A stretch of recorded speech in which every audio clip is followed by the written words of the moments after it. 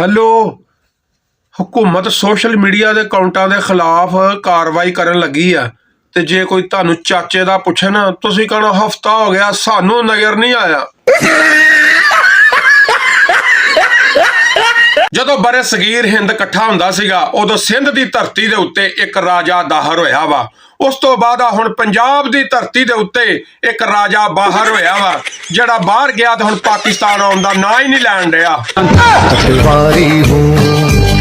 ਸਿੰਧ ਹੁਕੂਮਤ ਦੇ ਤਰਜਮਾਨ ਮੁਰਤਜ਼ਾ ਵਹਾਬ ਨੇ ਇਹ ਦਾਵਾ ਕੀਤਾ ਵਾ ਕਿ बरतानिया, अमेरिका, सऊदी अरब, कुवैत, यमन, कनाडा से लोग सिंध में इलाज कराने के लिए आते हैं। अन्नी दियो सानू दसन दी बजाय नवाज शरीफ नू दसो बल्कि लैके ओदा भी पाकिस्तान इलाज कराओ।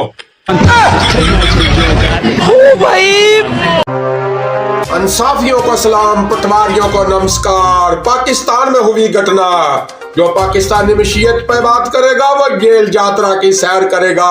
तहीने अंडा पर होगी 3 माह कैद, तहीने प्याज पर होगी 4 माह कैद, तहीने साग पर 6 माह कैद और 5 लाख रुपया जुर्माना या दोनों सजाएं हो सकती है। पाकिस्तान का एक वो बच्चा जिसे ये मालूम नहीं वो ही है या शी है, 17 मुल्कों का दौरा करके 1 अरब 75 करोड़ रुपया खर्च करके पाकिस्तानी अवाम को बता रहा है आसमान से सैलाब गिर रहा है। नई तहकीक के मुताबिक पाकिस्तान की इकानमी करप्शन से नहीं बल्कि सोशल मीडिया की वजह से तबाह हुई। बूटे लाला लितर सरकार ਵੱਡੇ ਆਖਦੇ ਨੇ ਕਿ ਬੰਦੇ ਦਾ ਦੁਸ਼ਮਣ ਹੋਵੇ ਤੇ ਨਸਲੀ ਹੋਵੇ, ਕਮੀਨਾ ਨਾ ਹੋਵੇ, ਖਾਨਦਾਨੀ ਹੋਵੇ।